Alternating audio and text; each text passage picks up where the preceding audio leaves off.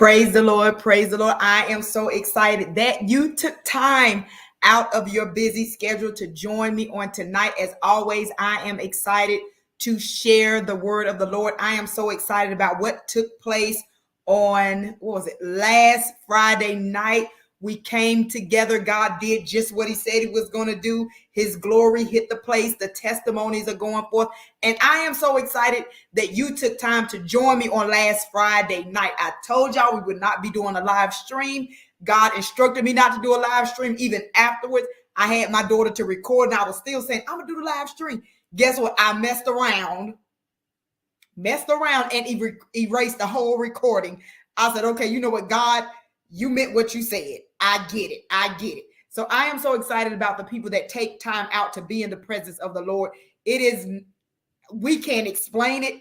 God just meets us there every time. He does what he said. When you come expecting, God will show up and show out every single time. And I am excited just to be a partaker of his outpour. Oh gosh, I'm excited to be a partaker of his outpouring. Listen, on tonight, we're going to jump right into the word of the Lord. I want to open up with the word of prayer. Father God, we thank you in advance for you speaking to us on tonight. We thank you in advance for you pouring out a fresh word, a rhema word. We thank you, dear God, for anointing our ears to hear you, our eyes to see you through this word, dear God. We thank you for giving us understanding, for giving us clarity, dear God. We thank you for just choosing us to be your remnant in these end times, to sit at your feet, to hear what you would have to say to the church. The Spirit of the Lord is speaking.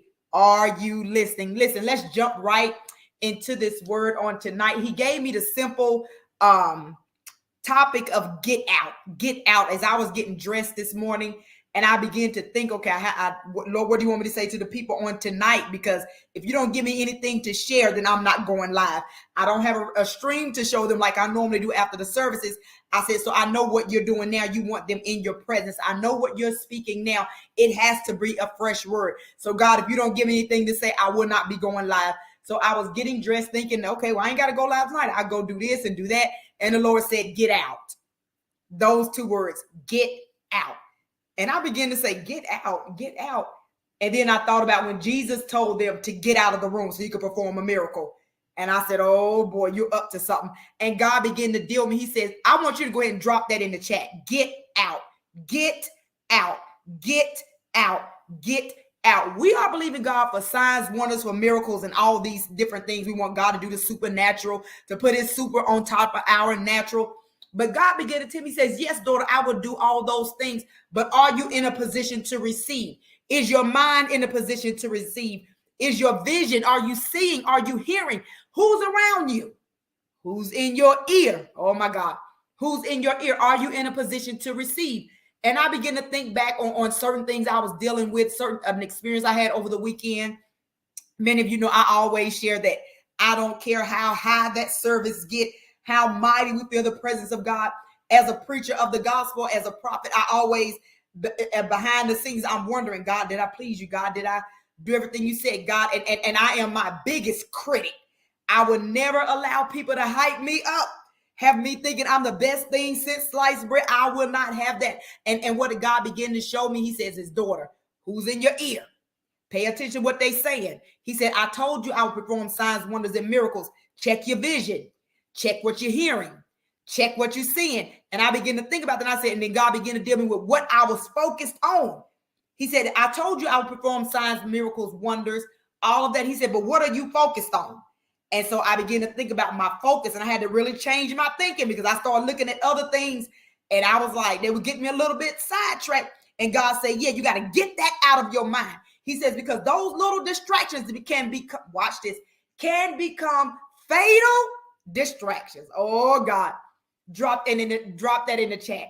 Fatal distractions. It's those little things that take you off what God had you focused on. He had your eyes set like flick on something, and a little distraction came, and then you focus on that distraction, and that little distraction has now become a fatal distraction. I don't know who that's for, but if I'm in the vein, I want you to go ahead and drop that in the chat. You're in the vein, Dr. 3, you're in the vein. Listen, so you have to be careful. Listen tonight. Listen to what the Spirit is saying. You have to be careful of those fatal distractions. Let's get into this word. Matthew 9, we're gonna jump around in Matthew chapter 9. Matthew 9, verses 18 and 19, and then 23 through 26. I want to read this out the Messenger Bible, okay? As he finished saying this, a local official appeared, bowed politely, and said, "My daughter has just died. If you come and you touch her, she will live." Jesus got up and went with him. His disciples followed along. Verse 23 through 26, because we know he got stopped on the way by the woman with the issue of blood, and he performed that miracle. She just happened to be at the right place at the right time, and Jesus was passing by. She touched him, he healed her. So now we get back to who he was going to, the daughter that was dead, right? Verses 23 through 26 says, by now they had arrived at the house of the town official, pushed their way through, listen to this, listen to the Message Bible, pushed their way through the gossip. Woo, God. Looking for a story, and the neighbors bringing in casseroles. Somebody had died. They gossiping. She died. She young. They bring, you know, as us black folk, when somebody died, we bring in some food. They could have just died an hour ago. Here come the chicken. So this is what was going on. It says that Jesus and his disciples, they pushed their way through the gossip and the people bringing the food. Jesus was abrupt. What did Jesus tell them? He said, "Get out." Listen, it says Jesus was abrupt. Jesus was abrupt. He told them to get out. The girl ain't dead. She just sleeping. Listen, they told him he didn't know what he was talking about. But when Jesus had gotten rid of the crowd, when he finally made them get out, he went in, took the girl's hand, and pulled her to her feet alive. The news was soon out and traveled throughout the region. What did Jesus do? He passed by the gossip. He passed by the people. Let me go see. Let me go take some. Let me go see how they doing. Let me check it. You know when somebody die, how people do. Everybody ain't concerned about your grief. How she handle it. What we say? Who got the body? What's the arrangements? They just died like an hour ago. Watch this. Jesus walks in and he says, "She ain't sleeping. I need all y'all to get out." Watch this. Listen.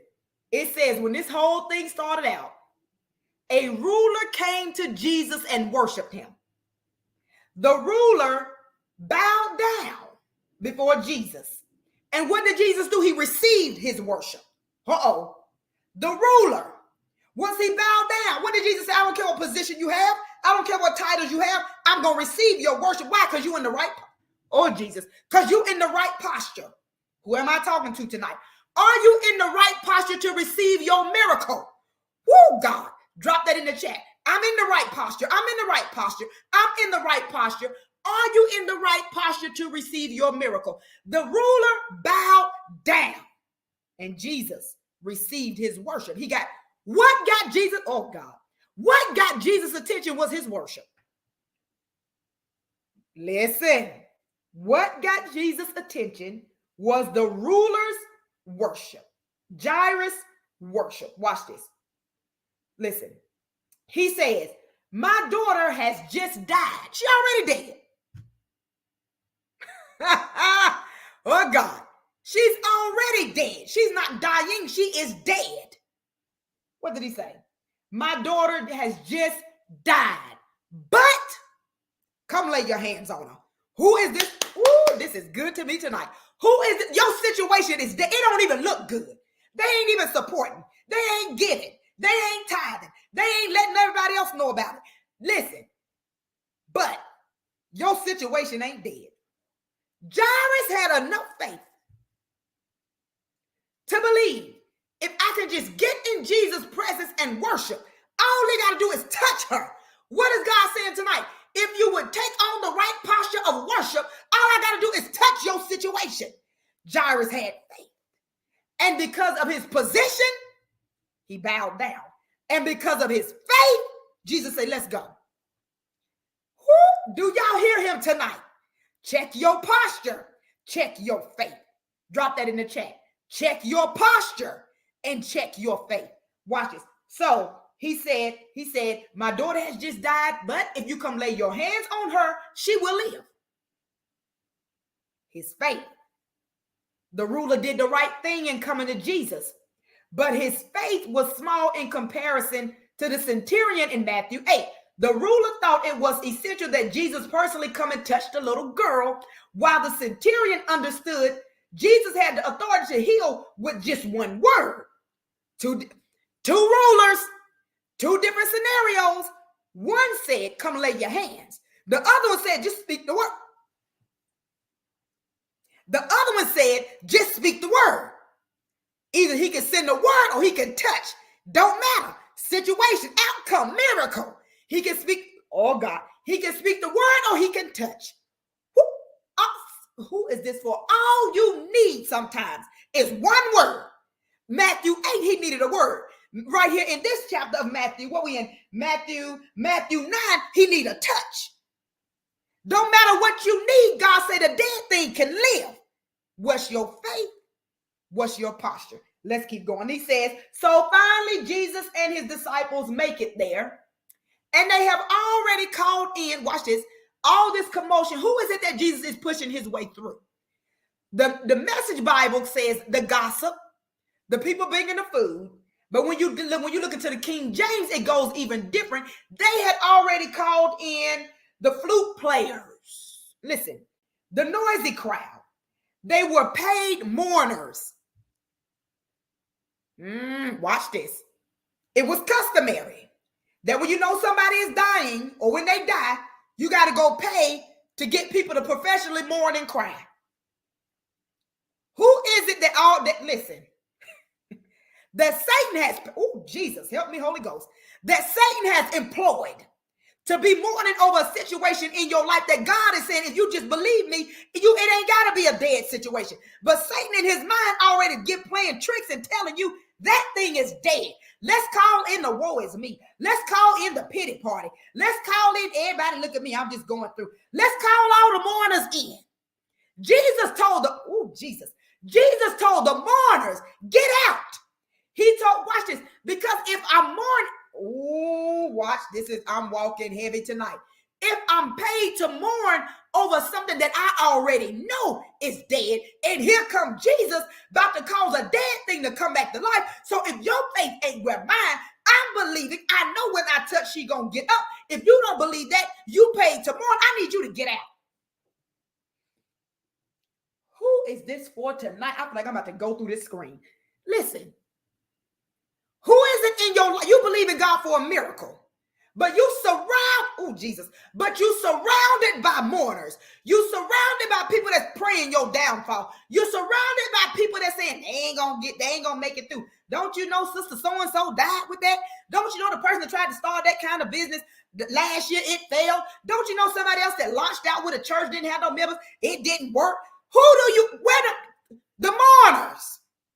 You need to tell them to get out. Who am I talking to tonight? The person in your ear speaking negativity. The person in your ear speaking against what you know God told you. I don't care if it's your kids, your husband, your cat, your dog. If they speaking against what God told you, you got to go. Get out. Drop that in the chat. Get out. Get out. Get out. Get the negativity out. Everything that's not believing God the way I'm believing God, you got to go. If you on my team and you don't believe this thing is international, you got to go. If you on my team and you don't believe that signs, wonders, miracles going to happen every service, you got to go. If you don't believe God, like I'm believing God, you got to go. Listen, we got to put on some tough skin because we keep people around where they support, but do they believe like you believe? Well, they always going with me when I go. Yeah, they may be going with you to all your doctor's appointment. Every going helping you do all this. But do they believe you're going to be healed? Or do they believe they just doing the right thing? I'm just going to help her because she's going through. No, baby, do you believe that I'm going to be healed? I don't care what kind of death sentence the doctors have given me. Do you believe I shall live and declare the works of the Lord? Because if you don't believe that, I don't need you going to no appointment. I don't need you checking on me. I don't need you sending no food. We have no more dealings. Do you believe like I believe? Jesus told them. He said, watch this. He got past the flute players, the people bringing the casserole, the gossip, and he told everybody, get out. Get out. When we notice how quickly they moved from wailing to ridiculing Jesus, he crazy. They went from Watch this. They went from mourning to now this man think he about to raise this girl dead. Who am I talking to? They was on your side. Because when you started out, it sounded good. But now it seems like, wait a minute, that's a little bit too much work. I didn't know I had to do all that now. Who she thinks she is? Who he think he is asking me to do all that now? When we started out, they went from mourning, listen, they went from mourning to ridiculing Jesus. They ain't know which side they want to be on. They ain't know if they want to be with you or against you. Watch this. Then it says, when the crowd was put outside, oh God, when the crowd was put out, listen to these words tonight. When the crowd was put outside, Jesus went in, took the girl by the hand, and told her to get up. What is God saying tonight? When you get rid of the people, the naysayers, when you shut out all the noise, when you get rid of all the gossip, when you get rid of all the naysayers, he said, I can take your situation by the hand and raise it up. I can take you by the hand and raise you up. But I'm not doing anything with all the naysayers. You got the negativity. You believe me 1 minute you don't. You have faith in me 1 minute you don't. You get distracted in 1 minute you're back with me. He says, make up your mind what posture you're going to be in. What did the little girl's daddy do? He got in a posture and he had faith. Don't care that I done already paid these mourners. That's customary. That's what we do. So I did that. But I got to get to I got to get to Jesus. I don't care what it looked like. I know she dead. I still got to get to Jesus. Jesus got stopped on the way. It don't matter. She already dead. So, hey, listen, I got to get to Jesus. Watch this. So he told the little girl to get up. Watch this. He told her to get up and live. Woo, Jesus, watch this. But what God began to deal with me about, he said, look at all them distractions. Ah, God, watch this. This is going to bless y'all tonight. Drop this in the chat. Distractions. Watch those distractions.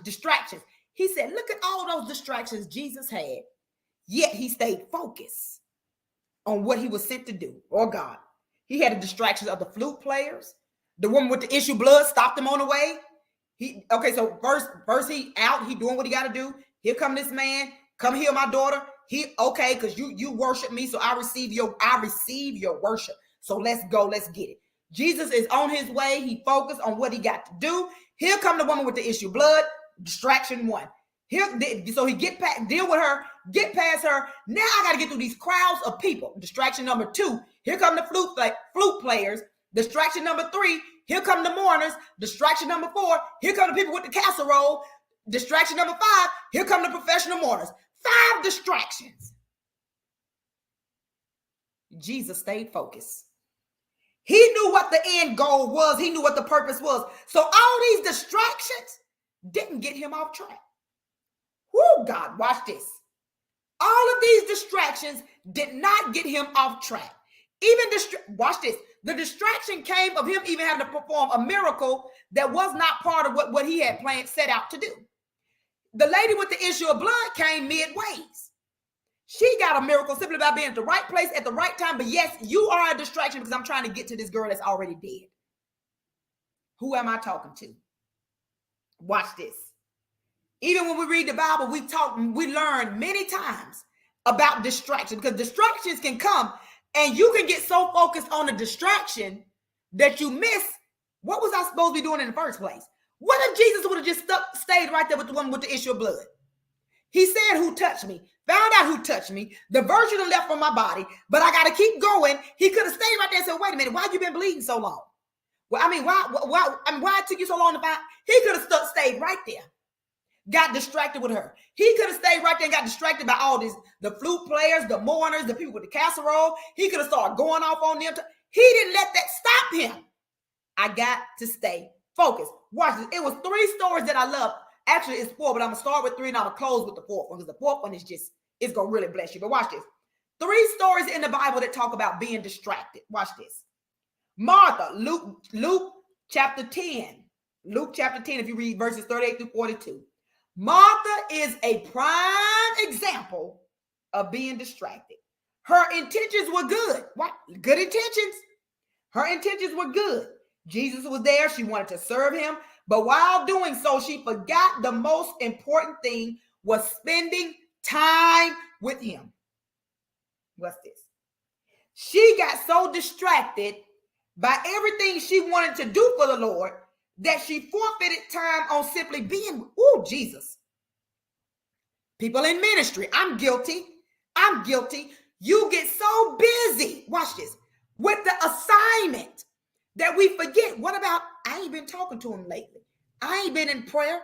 He told me to fast and consecrate, but my mind on, well, Friday night, I got to be ready. But he said, fast and consecrate and be in my presence, daughter. I need you in my presence all week. Did you do that? Or were you so focused on Friday night? I got to make sure the people are there. I got to make sure that everything is in order. I got to make sure this. Where's your focus? Who am I talking to? Because I'm preaching to myself now. Who else am I talking to? You have been guilty of this. I'm so busy doing a work. Oh, God. I'm so busy doing a work of the assignment that I forget the one that gave me the assignment. I'm so busy trying to make sure it goes off without a hitch. Everything is in place. Everybody done got paid. Everybody happy. Everybody doing what they're supposed to do. That I forgot that in the meantime, I should have been on my face. I forgot that God said you're supposed to go live every week, praying all the way up to Friday. Why you ain't do that? These are the things that can happen. Well, I ain't going live because I got to be ready for Friday night. Well, I asked you, would you pray with the people and get them ready for Friday night so they'll be ready when Friday night come? Prepare them for what's about to happen Friday. Okay, but I got to do X, Y, and Z first. Martha, busy doing a work for the Lord, but missed the opportune time to sit at his feet. Who got mad at her sister because her sister was sitting there anointing Jesus' feet, talking to Jesus, having communion with Jesus. Well, I'm up here doing all this work. I'm cleaning up the kitchen, fixing food. You need Jesus. Can you please tell Mary to get up off her knees and come and help me?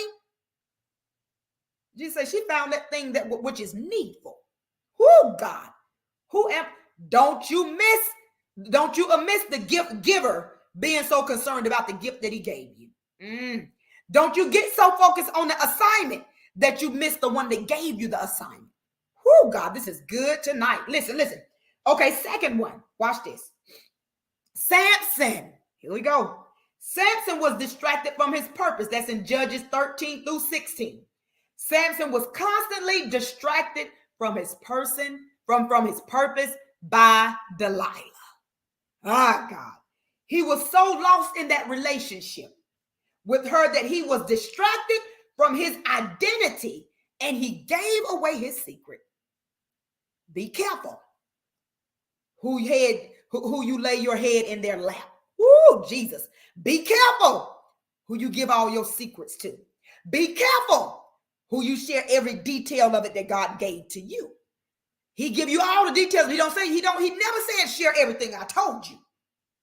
Who am I talking to tonight? Be very careful that you don't fall in love with the new friendship, the new sisterhood, and you lose sight of the goal.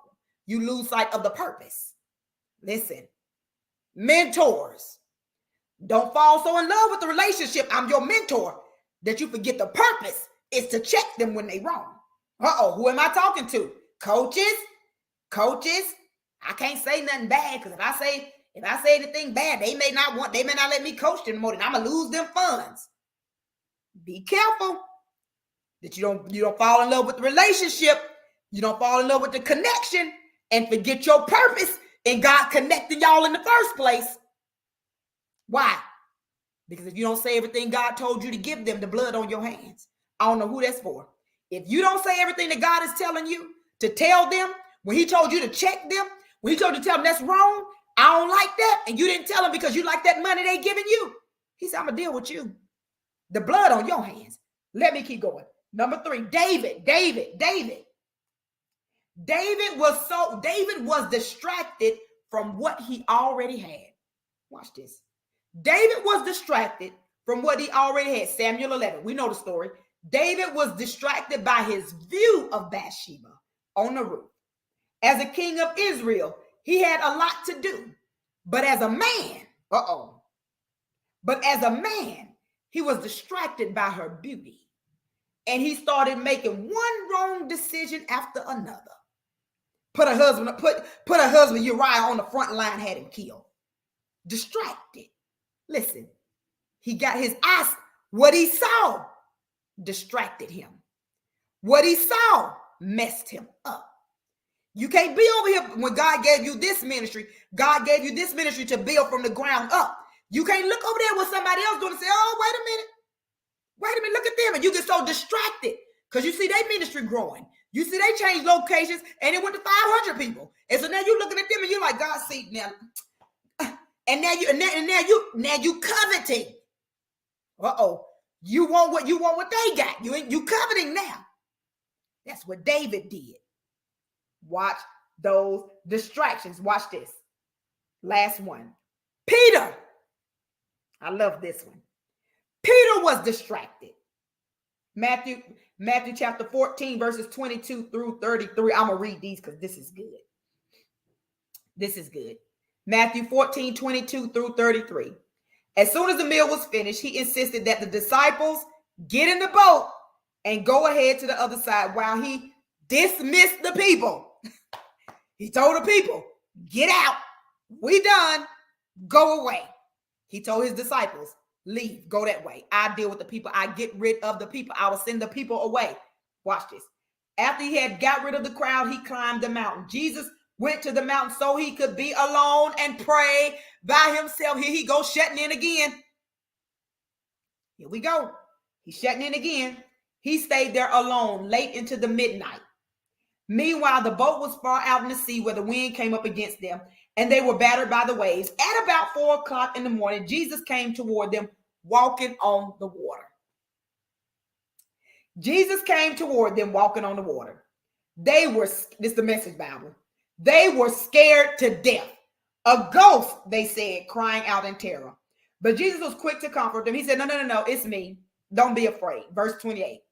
Peter suddenly, y'all know Peter, suddenly bold said, if it's really you, call me to come out to you. Let me walk on water too if that's really you. Peter, watch this. Verse 29 through 30. He said, come on. Jumping out of the boat, Peter walked on the water to Jesus. But when he looked down at the waves turning beneath his feet, he lost his nerve and he started to sink. A minute ago, you would, if that's you, call me out. Because if that's you, God, if that's you, Jesus, I know I can walk. I know that's you. You ain't gonna let me fall. You ain't gonna let me sink. Watch this.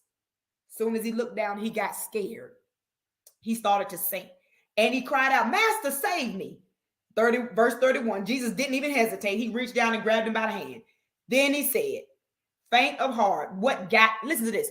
Faint of heart. I love how the Message Bible put this. Faint of heart, what got into you? Uh-oh. What got into you? Listen, the two of them climbed into the boat and the wind died down. The disciples in the boat, having watched the whole thing, worship Jesus, saying, this is it. You are God's son for real. But I'm going to go back. Jesus walking on the water. Peter look at him. Peter says, nobody else but Peter. If that's really you, Jesus, call me out there to walk with you. Because I know if that's you, you ain't going to let me sink. As long as he kept his eyes on Jesus, he was walking on water. Whoo, God. As long as he kept his eyes on the promise, he was walking on water. As soon as he took his eyes off Jesus, because he was distracted, he looked down at what was going on. He saw them waves. He said, wait a minute, I'm really walking on water. Guess what he did? He started sinking. Who am I talking to tonight? Because what do we say? We can't say nothing about Peter. We just like that. Oh, Lord, send me, I go. Use me for your glory. Raise me up, God. I want to be your end-time prophet, God. And we say all that. Okay, Tucker want to get started tonight. And we say all that. And next thing we know, when Jesus called us out there to do what we asked him to do, what do? We run good at first few months, or we on fire. We at 100 getting it done. As soon as something around us start going contrary, we take our eyes off Jesus and we start looking down at what's going wrong, looking down at the people talking, looking around at the people that left, looking around at who ain't giving no more, who ain't coming no more, who ain't giving me the accolades no more. We look around at that, and what happened? We began to sink. Those distractions. What did Jesus say to Peter? Watch this. He said, what got into you? What caused you to take your eyes off me and look down? Oh, God. What caused you to take your eyes off me and look down? My God, what is God saying tonight? Whatever that thing is in your life that has caused you to take your eyes off of him, you better get it straight tonight, because those distractions will cause you to sink. Oh my God. Those distractions will cause you to miss the mark every time. Those distractions will cause you to miss the mark, and God will raise somebody else up and you have to sit there and watch them doing the exact thing God called you to do. Who, if this is for you, say, Dr. Creed, that's for me. That's for me. That's for me. Watch this. It says, I'm going to go all the way down to the end. Watch this. It says, why did you doubt? Who persuaded you? Why did you get distracted? Jesus only asked this question once, because Peter was already rescued. He had already saved him. He said, but what made you doubt? What made you get distracted? Watch this. Doubt is literally, what does doubt mean? To be divided into two. If you were there Friday night, we helped with God. God dealt with us about, I believe you, but help my unbelief. The part of me that don't really believe you. The part of me that's like, no.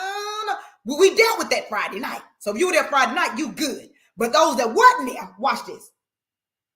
Doubt means to be divided into two. True faith is single-mindedly focused on Jesus. I don't care what the reports say.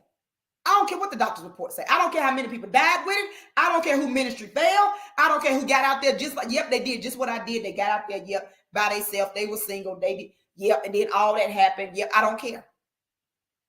I don't care. All I care about is what God told me. All I care about is that God said, stay focused, daughter. Stay focused, daughter. I am encouraging myself right now. Stay focused, daughter. Let them talk. Let them lie. Let them think they're getting over on you. Let them think they're using you. Stay focused. Stay focused. Stay focused.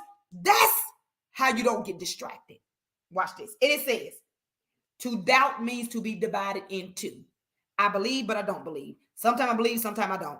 I believe, then I looked at this distraction over here and I stayed on this distraction a little bit too long. So now my faith ain't right there. But watch this. Watch it. What does it say? True faith is single-mindedly being focused on Jesus. Period. Ain't no black and white. Ain't no middle. Watch this. It says, watch this. The biblical definition. I love this. The biblical definition of distraction. Listen to this. This is powerful. The act of distracting means drawing apart or separating. So when I am distracted, it draws me away from my purpose. Anything that draws you away from what God told you to do is a distraction. Ain't no way around it. If I was praying every night for 45 minutes and I got a job because I prayed and I asked God for the job, do not let the job become a distraction. Now I can't even pray for 45 minutes, God, because you know I got to get up early. He looking like, really? You prayed for it, I gave it to you, and then you're going to cut me short? Distraction. Woo! I know I'm walking heavy tonight. If that's you, just say ouch. Just say ouch. Just tight, but it's right. Watch this. The act of distraction is drawing apart or separating. Distraction, watch this. Distraction biblically is considered confusion from a multiplicity of objects or situations. I'll say that again. Confusion from multiple sources. Watch this. And they crowd your mind and they cause your attention to go in different directions. We call this mind. That's why y'all always hear me say, I bind mind traffic and mind confusion. Why? Because you will have so many thoughts in your mind.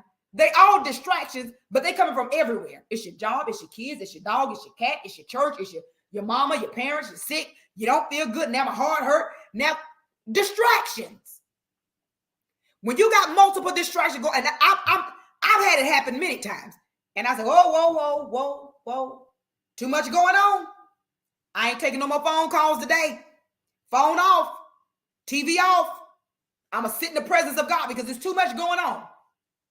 And when you shut out all the noise, watch this. His peace can come in. He can give you that sweet sleep. You can't sleep when you got everything going on in your mind. Everybody getting on your nerves. Everybody talking. Everybody, you got everything just going on. 15 million engagements. Too much distractions. Too much distractions. Watch this. So we dealt with, you've been separated, pulled apart from your purpose. Now you got confusion from multiple places or things crowding your mind traffic, mind confusion. Now you got confusion that causes disorder when there is no peace. That's a distraction. Watch this. It says the biblical definition of distraction is madness. Listen to this. Madness, a state of disorder. Furiousness, you just mad. Distractions. Watch this. Number 5, biblical definition of distractions. Foolishness in the extreme. Oh, Lord. Listen to that. I'm going to say that one more time. Foolishness in the extreme. And it amounts to what is known as insanity. Mic drop. Mic drop. Distractions. When you start having multiple distractions going on, you start making foolish decisions, doing foolish things, moving in a way. And everybody like, wait a minute, why would you do that? I thought you was too many distractions. You off focus. You done took your eyes off the purpose. You done took your eyes off the goal. What is God saying tonight? My son, my daughter, everything that is pulling at your mind, you need to tell it to get out. And what does it say? What does Ephesians say? We cast down every thought and every imagination and every high thing that would try to exalt itself against the power and the knowledge of our God. Everything in my mind that's coming up against what God said, I got to tell it to get out. Every thought system, watch this. All those negative thoughts. Listen, and watch this. I'm going to tell you one thing. Watch this. Thank you, Holy Spirit. It may not even be other people. It may be what you telling yourself. Thank you, Holy Spirit. It may be what you telling yourself. Everybody else looking like, but that didn't happen. I mean, when did you see that? Do you understand false imaginations? That means it's not real. You're imagining it. You have told it to yourself. That's what you have to cast down every thought and every imagination and every high thing that would exalt itself against the power and the knowledge of our God. Every day you got to cast down those thoughts. Why? Because those things will get you off focus. Those things will get you off track and will have you to lose sight of what God has for you to do. As I close tonight, listen, make sure you're focused on the purpose. You're focused on God's agenda, exactly what he told you to do. Get rid of all the noise. Tell all the naysayers to get out. Tell all the false thoughts to get out. Tell everybody with the negative opinions you got to get out. Tonight is your night to refocus, to realign. Tonight is your night. Listen, to get back on track. Watch this, to get back on track. If you want to sow tonight, the information is on the bottom of the screen. If you want to sow tonight, I want you to tag your seed, divine alignment. I'm getting back in line. Alignment. I'm getting back in line. I'm putting all the noise out. I'm telling everybody to get out. Everybody that's contrary to what God told me, I'm telling them to get out tonight. And I'm grabbing hold to my purpose again. I'm going to grab hold to what God told me. I'm going to get rid of all the negative thoughts, all the naysayers, all the people that's telling me I can't. Can't ain't in your vocabulary right now. Right now, we're pushing forward. Right now, we're in the end times. Listen, I'll be 50 in November. I'm realizing now I may have more time behind me than I got in front of me. I tell my daughters, well, I come from my family, we live long. Grandma was 98. Great grandma was 101. I said, I live a long time. I said, I got a long lineage, but it could be possible because I know whatever my assignment is filled, I'm leaving this earth. So I'm thinking about that now. That you know what, I'll be 50 in November. I'm halfway there. I said, so we got to get work. We got work to do. Listen, I want you to grab hold to that assignment that God gave you. Shut out all the noise. We all, if you follow my ministry, you're a part of my ministry. We have kingdom assignments. It's not about them little people. It's not always about the people in your church. It's bigger than that. It's not about the people in North Carolina. It's bigger than that. It's kingdom. It's kingdom. Listen, I love you. There is absolutely nothing you can do about it. I will be back here. Actually, next week, we'll start the prayer call again. We'll be back at 5:30 a.m. praying and bombarding heaven. going before the Lord, getting ready for our first Friday service in June. I pray that you would pray about meeting me there. My God, pray about that life-changing experience. Pray about that miracle service. Listen, as you sow tonight, you are sowing into miracle soil. Listen, and it always returns an increase, 100-fold return. I pray over every seed. Listen, if you want to sow, the information is on the bottom of the screen. I love you, and there is absolutely nothing you can do about it.